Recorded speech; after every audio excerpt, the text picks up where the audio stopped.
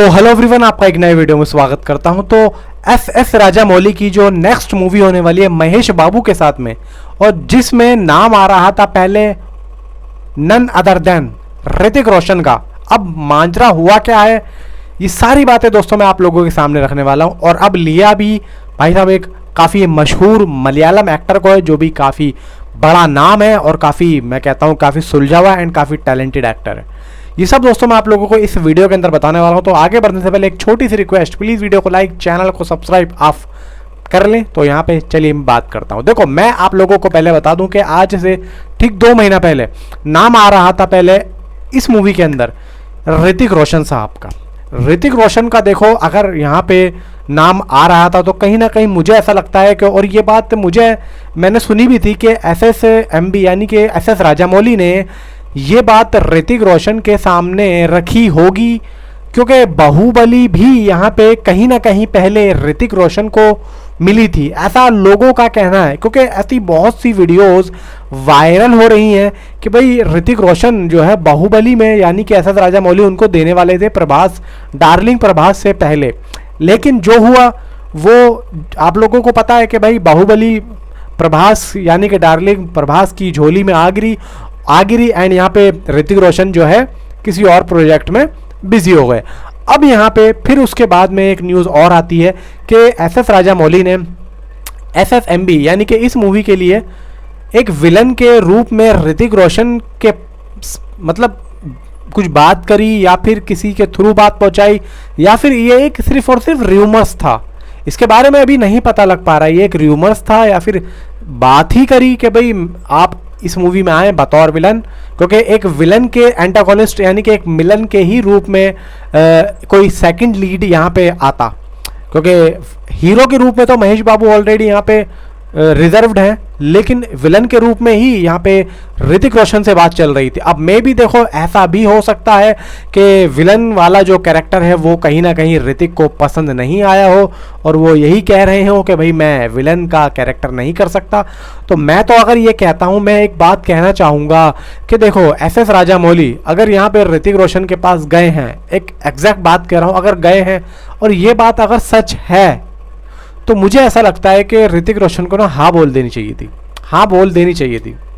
क्योंकि अगर ये बात सच है जो र्यूमर्स आ रहा था कि भाई ऋतिक रोशन से बात, क्योंकि देखो यहाँ पे ना सबसे पहले बता दूं कि SS राजामौली की क्या मूवी होती है वो मुझे आप लोगों को बताने की ना बिल्कुल भी ज़रूरत नहीं है। उल्टा आप मुझे बता दोगे कि भाई तू गलत कह रहा है। आप बाहुबली देख लो, बाहुबली 2 देख लो, फिर अभी कौन सी RRR RRR देख लो भाई। डे 1 का 224 या 44 इतना ही था भाई। कल्कि का कितना बड़ा नाम है, 600-700 करोड़ की मूवी एक दिन में 191 करोड़ करती है, जबकि SS राजामौली की RRR 224 करोड़ कर चुकी है और रिकॉर्ड नहीं तोड़ पाए देखो डे 1 का 224 करोड़ का। तो ये बात राजामौली की मूवीज़ में होती है। तो मैं यही कह रहा हूँ कि अगर ऋतिक रोशन के पास ये प्रपोजल गया है राजामौली का तो मुझे ऐसा लगता है कि मना नहीं करना चाहिए था।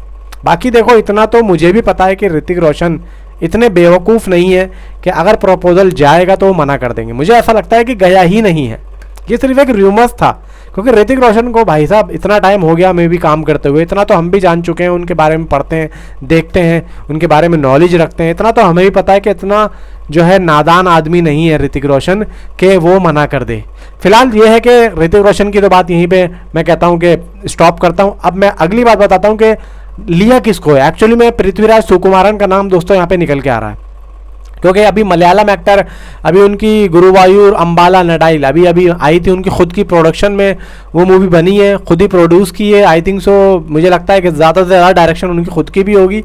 हालांकि हायर किया था दूसरा डायरेक्टर, लेकिन मुझे ऐसा लगता है कि डायरेक्शन में आए होंगे वो, और बहुत ही खूबसूरत फिल्म थी। उससे पहले उनकी बड़े मियाँ छोटे मियाँ आई, वो भी उनका काम देखा जो भी है। देखो बड़े मियाँ छोटे मियाँ करी तो सही उन्होंने, लेकिन मूवी नहीं चली बाई चांस, वो एक छोड़ो, लेकिन काम अच्छा करते हैं। तो SS राजामौली ने पृथ्वीराज सुकुमारन को हायर किया, वही जो द गॉड लाइफ में थे, यानी कि आदू जीवितम वाले द अपना पृथ्वीराज सुकुमारन, वो अब हमें इसमें देखने को मिलेंगे SS राजामौली की जो SSMB 29 है आई थिंक सो उसमें।